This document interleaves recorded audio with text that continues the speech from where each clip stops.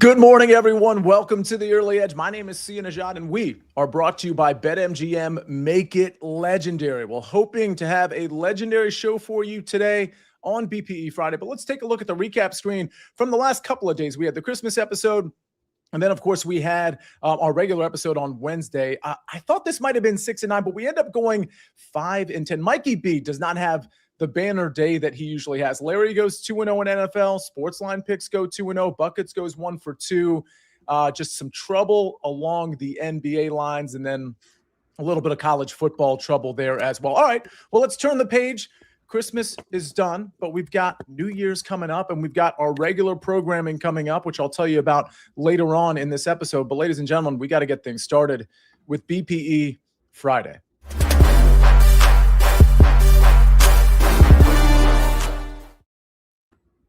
We've got Mackenzie Brooks is in the house. We got Buckets. We got Danny Brasco. They were in a fight, apparently.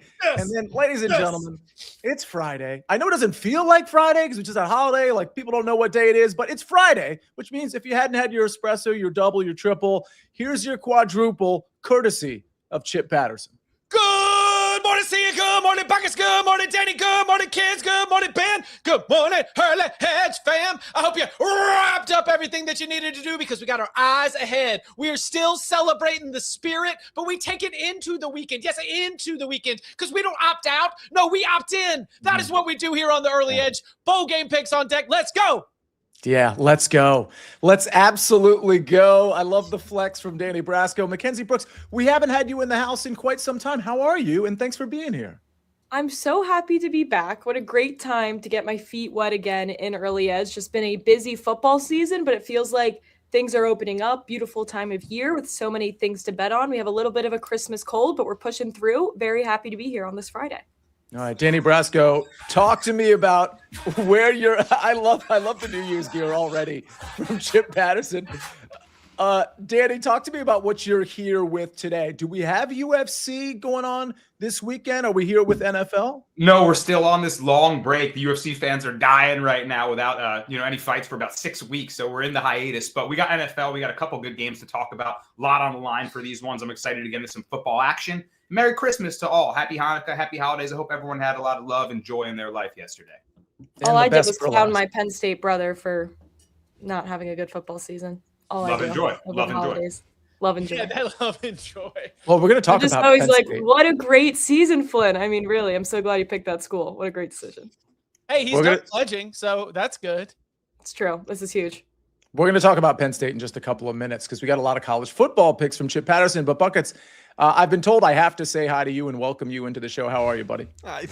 It's the day after Christmas. I thought we'd have a little brotherly something. It doesn't matter. I'm doing good, Sia. More importantly than how I'm doing, we have 36 English football games that all started at 10 a.m. And I already have my first live bet of the show for those of you following along at home because we don't have the usual EPL Boxing Day madness, but we still have Championship, League One, and League Two. So real quick, just to get this out there before we get too, into things here, Coventry versus Swansea City in the English Championship. I am taking Coventry to score in the first half. It's currently minus 145, maybe a bit too juicy for other people, but play that when you're ready to play it. It's in the 6th minute right now. Coventry are the best team in Championship playing at home the day after Christmas, and they are already looking like they should have scored 1 or 2 here. They are all over Swansea. Take that first half goal for Coventry.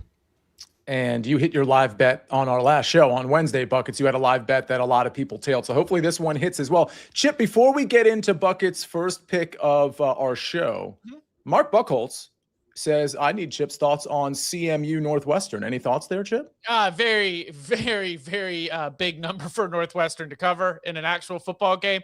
Central Michigan, the thing you want to know here is that they instituted a new head coach who came from Army staff. So you've got a chance that you might have lower possession total, which would make it a little bit tougher for Northwestern to cover. But anytime Central Michigan played anybody with a pulse, they got pounded. So I'm be looking probably just to see how quickly Northwestern is operating, because if Northwestern is taking its time and if Northwestern can't move the ball effectively, then we might be rocking some unders. I know it's everyone's favorite play during a bowl game where tackling can be optional. It's terrifying. Put some hair on your chest, Sia. But I will say that in general for this one, I would not lay the huge number with Northwestern against Central Michigan. So, Buckets, we're going to get to your pick. I have a bit of an emergency, and I need people to help me out. It has nothing to do with this show, like what we're doing right now. I have 52 minutes to make a bet that is a free $100 bet courtesy of BetMGM. This is not a promo for BetMGM. This is a serious thing. I will post this post 11 o'clock if you all don't believe me. I have a $100 free bet, but the free bet promotion or whatever it is expires at literally 11 o'clock this morning. So I just checked. So I need the chat, and maybe you all, Chip, Mackenzie, Buckets, and Danny, to help me with, it doesn't even have to be like a straight bet. It could be a parlay. It could be a Super Bowl future. It could be any sport. I don't want it to be a straight bet. I want it to have something that has like some odds to it. So I need the chat to help me out with a bet. You can put it in the YouTube comments as well. If you, I mean, I won't be able to use it, but point is, in the chat, let me know what I should put my $100 free bet on. I'd really appreciate it. Buckets, should I put it on this Man United Newcastle play? Whoa. I'll give you my best bet for this one, Sia, but then I'm also going to give you a plus odds lean. I'll give you a long shot in case you want to play some crazier odds on this. But let me go ahead and start with my best bet, as we have our one and only EPL Boxing Day matchup. And EPL Boxing Day matches used to be for the overs. Nobody played defense. Everyone just came out shooting from wherever and having a good time. Everyone's hungover. Pep Guardiola's making all the players weigh themselves before the games. Nobody's ready for this. But in this matchup, my favorite bet by far goes with the overs. I'm going with both teams to score an over 2.5 at -110. Both Newcastle and Man United have conceded now in their last 10 matches straight across all competitions. Newcastle has hit both teams to score an over 2.5 in 9 of their last 10, and Man United have done it in 8 of their last 10. The goals have been absolutely flying whenever you see United or Newcastle play here. So I love this. Don't want to overthink it. It's now hit in 17 of their combined last 20 games. I'm just betting on goals for this Boxing Day EPL matchup. That would be my favorite bet here, Sia. If you want something plus odds, I would go with Newcastle draw no bet, which is plus 110. Man United will be missing Bruno Fernandes in their starting lineup, and as much of a polarizing player as he is, the last 7 times he has not started for Man United, they've lost 6 of those 7. He is a core player that opens up things up front, and when he's not there, this team just doesn't perform as well. So I think that Newcastle will win this game. And for my long shot, aka the Aaron Bailey bet who always needs a score prediction, Newcastle 2-1 correct score is plus 950. I'm just saying 100 to 950 wouldn't be the worst way to spend your day after Christmas, Sia. That doesn't sound bad at all. Darren Mercurio wants to know what the hell, he says. Watch your language. I'm joking. What the hell did they do to Boxing Day? We used to have a heck of a slate. What happened, Buckets? I need to look it up. Chip, maybe you know because I don't know. It used to be that every team would play on Boxing Day, so you just had this absolute cluster madness mess every single Boxing Day. And now we get United Newcastle, which should be fun, but I don't know what happened to it. It's just one now. We'll see. I mean, I miss it because it was in waves too. You had all your early games, then you had the afternoons, and then you had the prime time, which of course here kicks off at like 11:30 a.m. Eastern time. But you see the sun setting, because the sun sets in England at what, like 3 p.m. Come on. So I think they need to bring it back. Make Boxing Day great again. Let's go. Let's move on to college football. Chip Patterson. Patterson. I like Mike's suggestion for your ticket, by the way, Sia. What was it? You move on. Exacta Super Bowl matchup, Eagles-Bills. Oh. Let's go, Mike. At 25 to 1. That's interesting. I put out an exacta matchup last week, and it was like the Rams. This is before they lost to Seattle. So it was before that game where I thought they were getting the 1 seed. It was the Rams over the Bills, I think, at like something in that 20 to 1 range. I don't know. Mike's smarter than me. I get the Eagles thing, but I also, Mackenzie, don't Mike get the Eagles thing. Hey, quote him, not me. Cold, ugly weather game in Philly will be a tough one for the Rams. Well, see, the AFC conference winner is so wide open that maybe it's worth a shot on that. Broncos plus 350, Patriots plus 370, Bills plus 425, Jags plus 500, Texans plus 650, Chargers plus 800. It's kind of like they're all in the mix there. So if you can get the who appears for the AFC in the Super Bowl, right? Any of those might be worth a stab, to be honest. And that's right, because plus 650 on the Jags means if you bet $100, you'll lose $100. That a jokester. 100% of zero is worth zero. Startup wisdom. Speaking of Mike McClure, he's in the chat now, but he's going to join me at 11 o'clock with Meg Schaub to do Fantasy Football Today DFS. We're breaking down the 9-game main slate.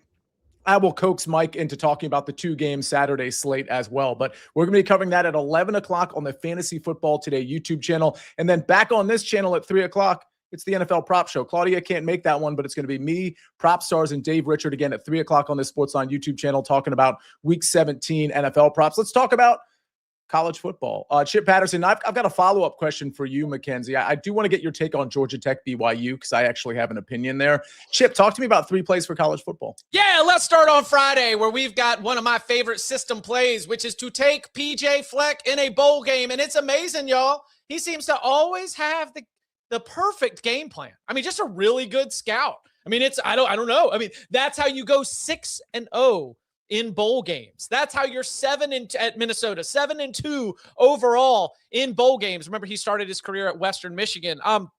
I don't know what it is. I mean, it is truly incredible. But the most important thing, like with any bowl game, is we had to dive in. We had to go check out our friends at the Star Tribune who were on the scene at the Rate Bowl to make sure that star running back Darius Taylor is going to be playing, to make sure that their best defensive linemen are going to be playing, to make sure that Drake Lindsey is going to be playing. That is a check. That is a check. That is a check.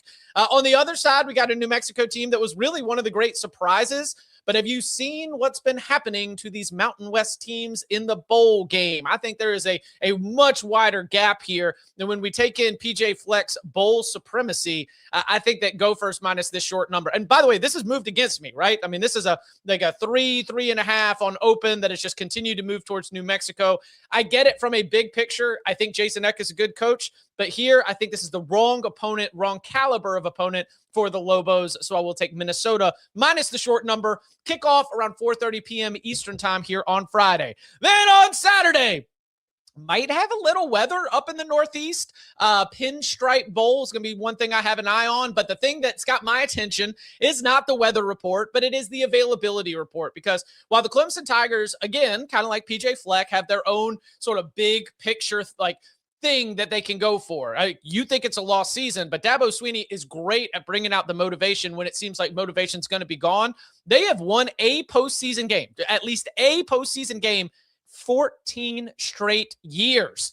That's because they actually do care. I mean, there is something to be said for that culture. However, Clemson will be down 7 of its top 12 defenders in terms of snap count. And that's not for the portal. That's because they're NFL players. So when you're missing 7 of your top 12 defenders, I'm always going to be alert to that. But when it is also the best players, the ones who are going to be going to get ready for the NFL draft, there's going to be a big downgrade for you defensively. So the way that I'm going to target this one is to go with a little Penn State team total over. I understand that the Nittany Lions have a skeleton staff right here, but Ethan Grunkemeyer had a long time throughout this season after Drew Aller went down to be able to settle in, to be able to get comfortable. And so going up against a Clemson defense that is already down to mostly second stringers, that already wasn't fantastic during the season, I think this is a great opportunity for the Nittany Lions to be able to get out there and score. Lean hesitantly maybe in Clemson's direction, but mostly I like Penn State to have some success. And then finally, we are going to be paying attention to the weather report in the Fenway Bowl. Wow, baseball stadiums, Chip. Okay, so I guess the wind's blowing out. Army, do you know what stinks? Tackling when it's 26 degrees outside. You know what really hurts, like physically hurts? Tackling an option team when it is 26 degrees outside. We've got a UConn squad that has lost Jim Mora Jr. to Colorado State. A lot of the best players are not going to be playing in this game. And I just think we're going to have some arm tackles. And again, I understand that asking you to trust that Army is going to score 27 points in a football game feels difficult when you just watched, Army Navy, when you've watched some of these games, but I'm telling you, the explosive plays will be there because I don't think that UConn will be dialed into wrapping them up and bringing them to the ground. I made the joke during the Chip Me Up, but I really do believe this. When it comes to these service academies and the transfer portal era, they're not opting out. They are opting in. 30% of any bowl game handicap is who wants to be there. And I think we have found over the last couple of years, Army, I think pounded Auburn a couple of years ago. Remember, Navy upset Brent Venables' Oklahoma team. We see these service academies really get up and dial it up for this game. And I think that going up against a UConn squad that is decimated in conditions that seem absolutely miserable to try to tackle an option team, I think we get a lot of explosive runs. I think we get Army up to 27 or 28. All right, we got Minnesota. We got Penn State team total over. We got Army team total over. We got Mackenzie with the clap. I mean, the applause here. This is like, personally, I want nothing to do with bowl games. I can't find myself putting in the work and or energy to go through the injury list and who's in and who's out and who's opting in. So the respect I have for Chip to put his money on these games is out of this world. And he's researching clearly. And I do like the idea of Army and those military academies actually caring here. But I give a lot of respect to Chip for coming out here and giving bowl game picks, because that is the toughest thing to bet on, in my opinion. Buckets, go ahead. I got a question for Chip, but Chip, you can respond to Kenz real quick if you want first. Well, I was going to say there's also great live opportunities here. Like if you've got at least, you could walk in with sort of leans and sort of a particular angle, and then all of a sudden you see that star running back has shut it down, live team total under, like you can kind of build out your handicap from there. Yes, Buckets. Who names the bowls? Oh, they are bought. It's like naming rights, like a building. Okay. Yeah. So for example, Bush's Beans bought the naming rights to the Boca Raton Bowl. And if you wanted to go to the Boca Raton Bowl, you just had to show up with some Bush's Beans for charity, and you got in for free. A lot of these are like tied to local sports consortiums, nonprofits, they get out in the community. I mean, I understand that bowl season in general seems like a little crooked and a little grimy to an outsider, but I promise you there are at least 7 people who work for these bowl games that have good intentions at the heart of it. Like they are real. I mean, yeah, if you want to have a Buckets bowl, there is a cost for that, and you can buy it. Gronk had a bowl, right? There was like the Gronk LA bowl. So, I mean, it could be you. I pulled up the list, and it was the Bad Boys Mowers Bowl, the Pop-Tart Bowl, and the Snoop Dogg Bowl. And I was like, okay, so that makes sense though. That makes a lot more sense. I think there's a Cheez-It Bowl too now. Yep. With King. Hasn't there always been? King Chedward is the mascot of that bowl game. King Ched. This is getting to the point where like you can buy a name on a seat in a stadium. It's really losing value. Yeah. Gin and juice is crazy for a bowl game. Oh my God, we've lost the plot for sure here. Okay. I will circle back. I guess probably more to Chip on this BYU Georgia Tech game later on in the show, but I do want to get to more picks. A lot of NFL that we need to talk about from Danny Brasco and Mackenzie, but I do want to tell you about a couple of BetMGM promos. I'm still waiting for more bets. I know we have some for my $100 free bet, but I've got 39 minutes to make it. I want some more options here to consider. BetMGM players will receive an EPL odds boost. Just make a bet on an EPL match, and if you hit, you'll get extra winnings and unrestricted bonus dollars. BetMGM account holders will also receive a college football odds boost this weekend. Bet on any college football bowl game, and you'll get boosted winnings if your bet hits, only at BetMGM. A couple of SportsLine picks before we tackle some more football. NBA, Atlanta Hawks money line versus the Heat. We're paying the -145, and we're taking the Atlanta Hawks. That's courtesy of Matt Severance. And Jeff Hockman in college football likes Houston -2.5 versus LSU at -109. All right, ladies and gentlemen, let's take a quick break. We're going to come back with some NFL picks from Danny Brasco, Mackenzie Brooks, and myself. It'll be right after this message from our partners. When you need your sports news all the time, we've got breaking news to bring to you. CBS Sports HQ gives you a snapshot of all the sports that matter to you. When you need your sports in a snap, find it on CBS Sports HQ, streaming free anywhere you are. We're back on the Early Edge, brought to you by BetMGM. Make it legendary. Danny Brasco, your takes are always legendary, no pressure. But we don't have UFC this weekend, which is okay because you're super sharp when it comes to the NFL. You've been doing it all year. Talk to me about the Texans money line and an under in the Ravens-Packers game. Let's go see. Well, first of all, it's not okay that there's no UFC. I need to see someone get punched in the face for my soul, just to be quenched. But we got football, which is the next best thing. And, man, I like these Texans right now heading into the playoffs. Massive game here with the Chargers. I'm taking them on the money line at +115 to win this game outright. And I think we're getting a discounted price because of their performance against the Raiders. It didn't look good. The Raiders stink. They finally played a decent game. And the Texans have their own issues they've been working out throughout the season on the offensive line. But I'm betting on the injuries. I should say I'm betting against the injuries on the Chargers offensive line. We know they've been in shambles since losing Rashawn Slater, since losing Joe Alt. I mean, if they had those tackles in, they would be an elite team. But without them, Herbert is under extreme duress all the time, and he's really become a runner. I saw someone in the chat mention his rushing yards prop. That's a good look nowadays because he's under so much pressure. You look at their game against the Cowboys, they won as underdogs. Impressive. They played really well, but everyone's been getting off on the Cowboys. They have an awful secondary. They didn't have Deron Bland. I don't make too much of that. I'm not going to give them that much credit because now they have to face Derek Stingley. And now they have to face Will Anderson and Daniil Hunter on that offensive line. Take a look at some of the Chargers' injuries. I mean, I mentioned the 2 tackles, but Jamari Slayer, backup left tackle, is going to be out of this game. Mekhi Becton, questionable to play. Oh, don't worry, Trey Pipkins is back. He's probably one of their worst linemen. He's healthy in the lineup, which I think is a terrible matchup for them now. So, I think that the Chargers can really get limited in this one. And even though I have some trust issues with the Texans offense, I think defense wins out in this one. Also, interesting trend here. I know Sia's not a trend guy, but it's a trend about underdogs off big wins, which the Chargers are. Since 2010, teams that won by 17 plus points as underdogs of 7 or fewer, the following week, they're 68, 121, and 3 ATS. So it just goes to show that after that dog gets the big blowout win, they may be overvalued in the market. I think the Chargers at plus money are a nice play. I think defense wins out in this one.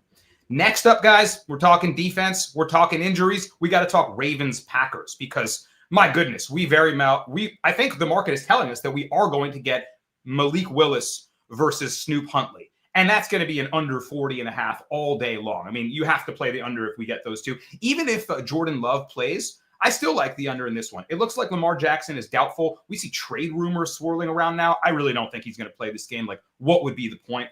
The Packers obviously still in it, but Willis and Huntley combined in totals that are 44 or below, 12-3 to the under in their careers. There's also an illness going through the Packers locker room right now. I'm pulling up their injury report. It looks like everyone's questionable with an illness. Christian Watson, Sean Ryan, their best offensive lineman, Zach Tom, is questionable to play as well. So it's looking like a lot of concerns on the Packers side. I think this is going to be a run-heavy game in the cold in Green Bay where they're just trying to eke out a win and push forward to the playoffs without losing any more guys. Also, Malik Willis has a shoulder injury. He's also sick with an illness, so we could get Clayton Tune at some point in this game. I don't even know if Jordan Love is able to finish the game if he does start. So all sketchy here. This total's taken down to 39.5 on some books. I would grab 40 ASAP if you can still find it. Play the under. A lot of people like your Texans money line play, including Jay Stone's SportsLine. That's Ben, of course, saying Texans getting hot at the right time. That's Danny, when we've been on CBS Sports Network in particular, we've talked about the Texans being a dark horse just to win the AFC. Yeah. And we've been talking about the last few weeks. I still think that's in play. Farzad says Will Anderson sack prop lock. Yes. Gus Dawson, Texans D is scary good. That's for sure. Although they didn't look scary good last week necessarily, but I think that was a blip on the radar. Speaking of blip on the radar, Lamar Jackson has played his last snap in a Ravens uniform, says Mike McClure. Obviously he's speculating there, but that is a mic drop moment for sure. Let us know what you think in the chat or in the YouTube comments about Lamar Jackson and the Ravens. But Mackenzie, I want to know what you think about Woody Marks because he's going to be playing in that Texans game, but also Amarian Hampton, who is, going to be playing in that same game. We're going a little double running back here, Sia, to that early game on Saturday. I do like Texans money line. I feel like now we're just getting a good price from a minor quote unquote letdown spot from them. Like I think now we get a great price, and I feel that way about Woody Marks as well. He obviously didn't have a great game, but the 3 games before that, he was soaring over his rushing prop of 50.5. So I'm willing to bet that he gets back to that way. And I look at the Chargers, obviously it's a great defense, but a lot of these amazing numbers are their pass defense numbers, right? Through the air. They rank number 6 in a million different things with passing defense. So I think the way to attack this Chargers team in general is going to be on the ground. So go back to your guy. Again, 3 of his last 4, he went soaring over this number. So I feel like everyone on the Houston Texans are in this good buy low spot. And I think this is, for an RB1 right now, a very good line to get. And same for Amarian Hampton, his anytime touchdown line. This is the shortest one on the book, but it is still plus 140, which I think is great odds for, again, an RB1. This is the guy that they have used in the red zone multitude of times, especially last week. I live bet on him last week against the Cowboys, so maybe I have a bit of a hyperfixation on him right now. But even Vidal left that game with an injury. He probably won't be 100% if he's playing here. So again, this is an RB1 in a big game asking you to get a touchdown at plus 140. I just feel like this should be closer to even money. So again, a good spot, a good price for this running back as well. And although Houston's defense is everything and more, if there is a spot to, pick and get nitpicky here, their red zone defense against running backs specifically might be one of the cracks that you can find with them. So Maureen Hampton anytime touchdown is my other favorite bet of Saturday. Yeah, you mentioned about the Houston Texans defense, and that kind of leads into my pick, because we saw Ashton Genty kind of go off somehow against the Texans defense. What's so interesting about Ashton Genty, and my pick, by the way, is Genty over 69.5 rushing yards. I'd probably play this up to 72.5. He gets the Giants in this one, and I just really like this matchup. If you look at what Ashton Genty's done over the last 2.5 months, I mean, the box scores are just terrible. With the exception of the Texans last week, the box scores are just terrible. But look at the teams he's been playing against. I mean, it is a who's who of rush defenses that are inside the top 5, if not the top 10. So I think this is a situation where, okay, we saw Genty go off last week. I'm not really banking on that. What I'm banking on is this Giants defense kind of in give-up mode. I mean, we'll see who's actually on the field. I don't think the players on the field are giving up, but this is a Giants run defense that has been bad this entire season. They've had some okay games, and admittedly, there have been a couple of offenses that have really taken advantage of the Giants and skewed those numbers a bit, like Jahmyr Gibbs, for example. But still, it's a bad rush defense. And I get Ashton Genty in a situation where he's running. He ran well last week, and I think he finally gets a good matchup, probably his best matchup of the year, but certainly his best matchup over the last couple of months, kind of coming in with some really solid momentum. And honestly, I think between these two teams, if I'm having to pick one, we talk about college football and motivation all the time. I think the Raiders feel more inclined to win this game. I think Pete Carroll feels more inclined to win this game than the Giants on the road here. So give me Genty over 69.5 rushing yards. Again, I'd play this up to 72.5. I just think it's a great matchup for Ashton Genty. Speaking of motivation, Chip, I don't want to forget, we'll get to some questions that are in the chat. And by the way, hit the like button if you could. Yeah. Mackenzie's on the show. Come Mackenzie, we can't have Mackenzie stop by the show and not get to like 100, 150 likes while we're going live here. But Chip, speaking of motivation, BYU, Georgia Tech, can you just do me a favor and gauge the motivations for both teams? Because to me, it doesn't look like either team has as many opt-outs as some of these other big programs. And BYU seems like, we know Georgia Tech plays well in bowl games, so I feel like the motivation's kind of there for Georgia Tech. But BYU seems like a team that would play through their bowl game, if you will. And I feel like the lack of opt-outs for both teams kind of speak to that. Am I wrong? I think it's both teams. Like, there's not a motivation edge because Brent Key, the Georgia Tech head coach, Kalani Sitake, the BYU head coach, like, they do a great job of instilling that every single day, this is what we do, this is how we do it. They maintain a standard for their program, and that's why we see it show up oftentimes on the weekend. Now, if you're going to go with a way to look at this, Georgia Tech's defense really crumbled down the stretch. And so if you wanted to go BYU, or if you wanted to go with the full game over, so you at least give Haynes King, Georgia Tech's electric quarterback, a chance to really get out there and finish his career with some big numbers, then I think that I would lean in those directions. Again, either BYU or over. But your read on it, I think it's spot on, Sia, because this is the one bowl game where it feels like we've gotten – both head coaches are still there after having their names connected to other jobs. Both teams have a lot of their key players all playing instead of opting out or hitting the transfer portal. And guess what? Both teams are really daggum good. Yeah. You know, like this is a good ranked on ranked non-playoff bowl game. If you're going to talk about non-playoff bowl games, I think this is one of the best. The quality of the coaching, the quality of the teams, and the quality of the motivation. That, not to mention buckets. I don't know if you knew this, but they drop a Pop-Tart into a giant toaster as a sacrifice ritual during this game, and they cook that Pop-Tart, and the winning team gets to eat that Pop-Tart. Is this the one where the Pop-Tart mascot flashed the crowd last? Listen, there are several pop. Some of them are spicy, you know. Some of them have a little bit of flair, a little bit of flavor. To wild berry, that wild is there for a reason. Okay. Yeah, that's nuts. It's a bit of controversy here. My favorite Pop-Tart flavor is chocolate fudge. I don't like the fruity ones. I just that's wrong. It's not I toast it and it tastes like chocolate cake if you toast it perfectly. That's so wrong. And that's what you We want. got to get back to toasting our Pop-Tarts. It's been way too mainstream to just eat them without toasting them. We got to stop it. Savages. What is Gen Z? That's got to be a Gen Z thing. That's gross. You heathens. That's right. It's gross. Mackenzie, by the way, I didn't really give out my lean in that BYU game. It was BYU -4, and it's really because of the Georgia Tech defense. I do agree with you, Chip. The better play probably is the BYU over. But Mackenzie, I know you're leaning into the bowl games that really matter, but any take on BYU -4 here? I'm just not a big BYU girl. I don't think they're that good. TBH. Yeah, let's go. I'm going to be honest. I think of what the schedule they played and everything. I just so rather take an ACC team, which is crazy coming from me, over BYU or a Big 12 team. And then it's as simple as that. From a viewing standpoint, let me throw me down for you can't bet on this, but trick plays. This definitely two coaches that are really excited, probably spent some 15 extra practices working in some double passes, some flea flicker reverse, that it seems like someone's going to fall asleep and give up a 60-yard touchdown in this one. I don't know if you can bet this in college. Sorry, Sia, but I know M2 often gives out a fun trick play bet, which is more than 1.5 players to throw a pass. I don't know if you can bet a prop like that in college to get a wide receiver or running back to, do a flea flicker or something like that. But that'd be fun. I always like those props.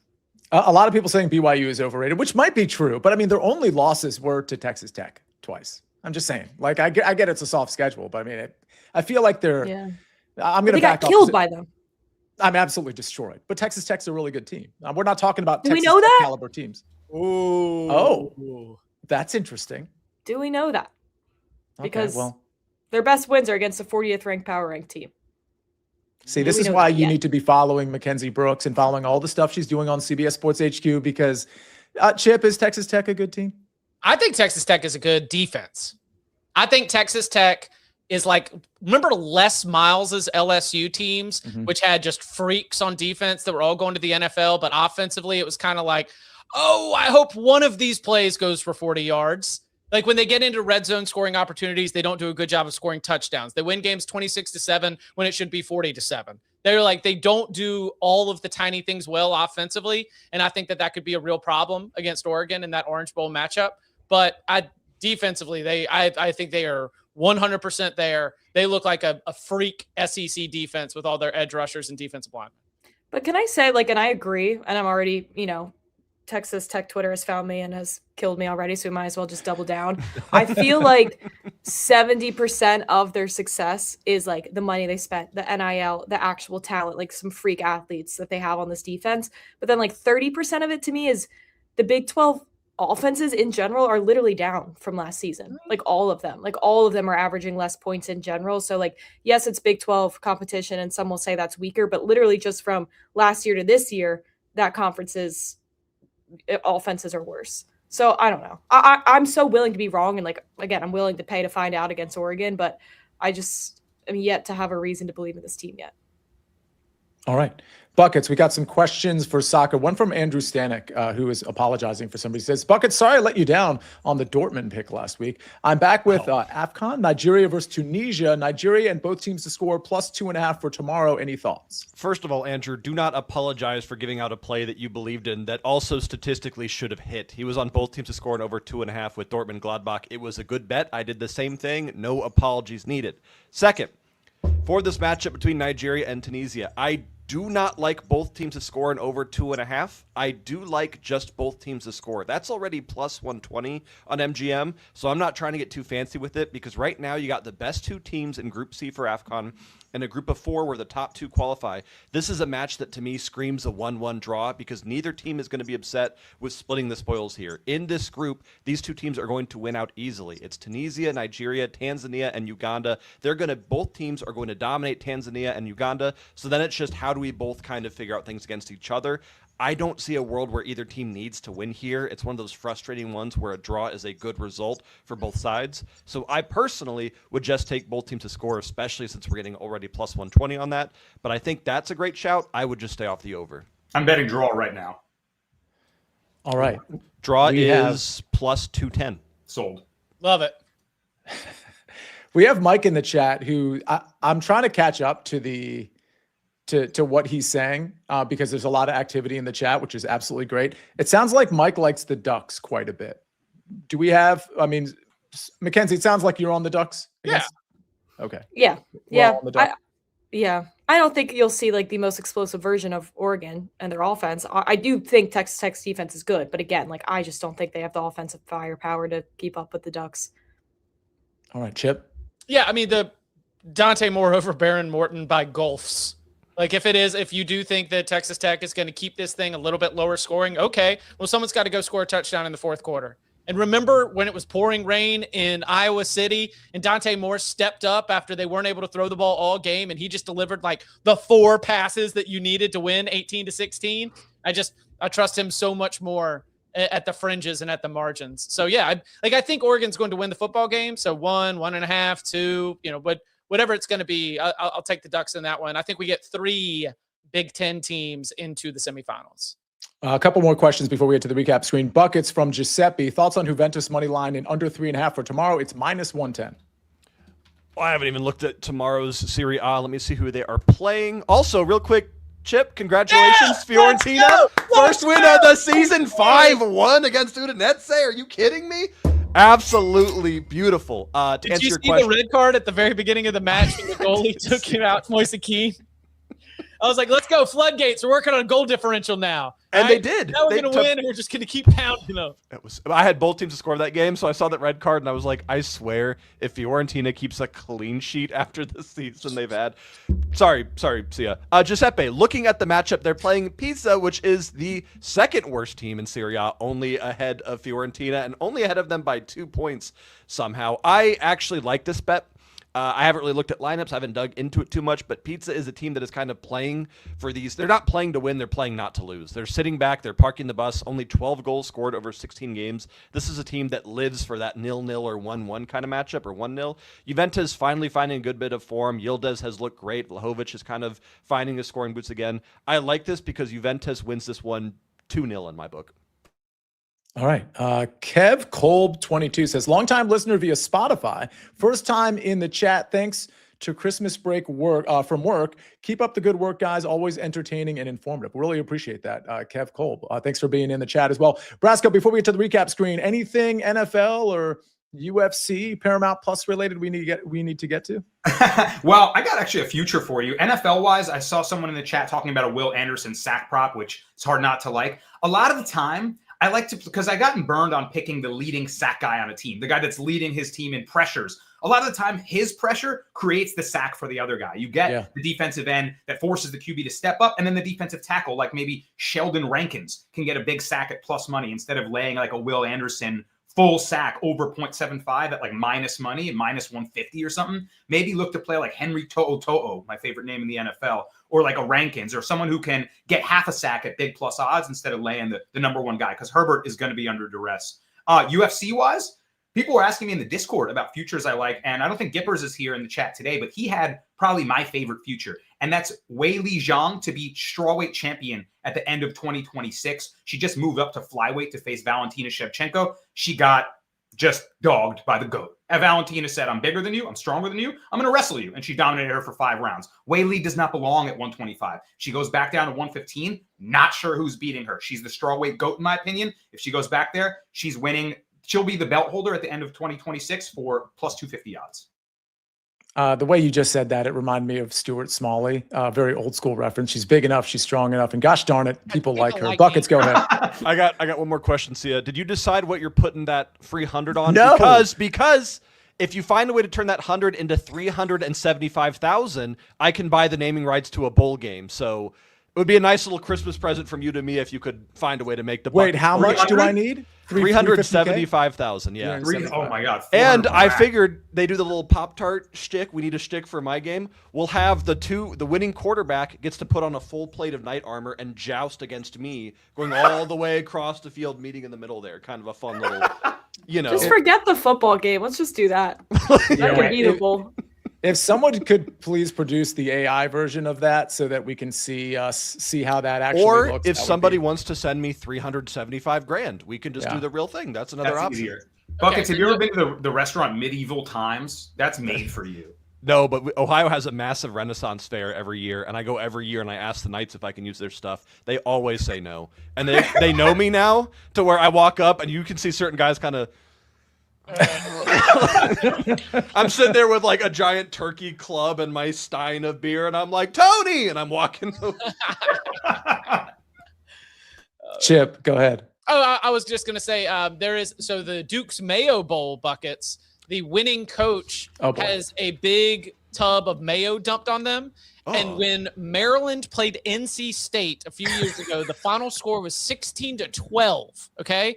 Because if you go back and watch the game, I maintain both coaches were actively trying to lose. Yeah. One half of like, yeah, let's be in here. And then the second half, they're like, I don't want mayo on me, you know? And I feel like jousting with buckets was at the very end, like, I'm going to throw this interception because the last thing I want to do is go joust with that knight in the end zone right now. That is actually a nightmare. Is he wearing a helmet? Because they didn't used to get to wear a head cover. Do you remember the big hat phase, like Brian Robinson? Yes. Yeah. So that's Mike Loxley wearing one of the big hats because Mike Loxley is a DC guy. So he was repping Brian Robinson's big hats. Okay, he's cheating. You're not supposed to wear headgear. That's like completely defeats the purpose. I don't love it. I don't love it. All right. I think this is a good time to go to the recap screen. I got to get out of here. I got another show to do at 11. Everybody join us on Fantasy Football Today DFS with me, Mike, and Meg in 16 and a half minutes where I have to make this $100 free wager courtesy of BetMGM. And I still don't know what I'm going to put it on. It'll probably end up being a random golf future, which speaking of UFC being, down and out this weekend and, obviously just it's going to be a blitzkrieg once we get to the new year, but same with golf too. So look forward to golf picks on this show starting in mid-January. All right, I'm on Ashton Genty over 69 and a half rushing yards, minus 114. I'd play it up to 72 and a half. Amari Hampton, anytime touchdown, plus 140. That one is from Mackenzie Brooks, and she also likes Woody Marks over 50 and a half rushing yards, minus 112 buckets. What's wrong? What's happening? So Coventry just scored in the 45th minute. That bet I gave out at the beginning of the show. We don't know if it's standing yet, but I just saw the little one pop up. So VAR. Wait, we got it. Is it 1-0 buckets? Were they the first to score? 1-0 at the moment. We're still waiting on final confirmation. Sorry, Sia. No, that's okay. So I'll read these and hopefully maybe you'll know by the time we're done with the recap screen. Man United versus Newcastle, both teams to score plus over 2.5 goals, minus 110. That one is, of course, from Buckets. Of course, he had the live play that we're waiting on as well. Texans money line plus 115 from Brasco. He also likes the Ravens Packers under 40 and a half at minus 115. Then we go to college football. Minnesota minus 1.5, minus 112. Penn State team total over 22 and a half, minus 115. And Army team total over 26 and a half, minus 112. Couple of SportsLine plays. The Hawks money line, minus 145 from Matt Severance. Houston minus 2.5 from Jeff Hockman in college football and Buckets. We have a bit of a 1-0 start, do we not? Again, another live play. We do. The goal holds. Kickoff has already started. We are good to go. See ya. And Buckets, I got first team to score Coventry plus 100 instead. I'm happy. That was a great one. Wow, way to get cute over there, Danny. Yeah, I don't like that, Danny. I don't like that at all. That makes me mad. Negative EV. Kevin Kolb says, guys, if you don't follow Buckets for live plays, you're missing out. That is absolutely true. It wasn't the best recap screen today, but we're trying to incorporate as much knowledge and just discussion in these shows as we possibly can. Plus, Buckets is including some live plays as well. So a lot to consider outside of the official plays themselves. For example, do you toast your Pop-Tart or not? Like, I feel like that is a big topic that we all need to discuss. No. Buckets, you don't toast your Pop-Tart? I don't post the Pop-Tarts or the toaster strudels. That shit's like, that's like a popsicle for toaster strudels if you do it that way. It's kind of fun. Toaster strudels are frozen. No, exactly. I think you have to toast those. Oh my God. Right, frozen Try strudel. it, Kenz. Try it before you knock it, right? That's a saying, I think. Frozen strudel? Nope, definitely not going to eat a frozen strudel. It's not the saying. And also, that's gross. And also, toaster strudels are overrated. Yeah, I said it. No, don't play the sound, Ben. I hit my live bet. I can do anything. I draw the People line. are not toasting, says Mike McClure. See, now I just can't consider anything Mike McClure says anymore if he's going to take that particular stand. When you don't toast it, it's a piece of cardboard with sugar laid over it. That's right. Which is nice sometimes, but it's better toasted. Cold hot dogs. That's also a Bucket staple, Richard Pierre is reminding everybody. So just please, everybody, don't listen to Buckets unless it's live soccer plays or soccer plays in general. Wash it down with hotel water. Says someone. It says Farzad in the chat. See, we're just hitting all the hits from buckets. All right, we got to get out of here, ladies and gentlemen. Thanks for joining the show today. A lot more programming come. Don't forget about the NFL prop show today at 3:00 on the SportsLine YouTube channel. Mackenzie, it's great to have you back. Hopefully, we see you a little bit more on the morning show. Chip, thanks for waking everybody up. Buckets, thanks for the live cash, and Brasco, thanks for the awesome takes. Ben on the 1s and 2s and 6s and 7s. Big thank you to him. Toast or not toast? Put it in the YouTube comments. Ladies and gentlemen, thanks for joining us. My name is Nejad, a.k.a. the Counselor of Cash, and we rest our case.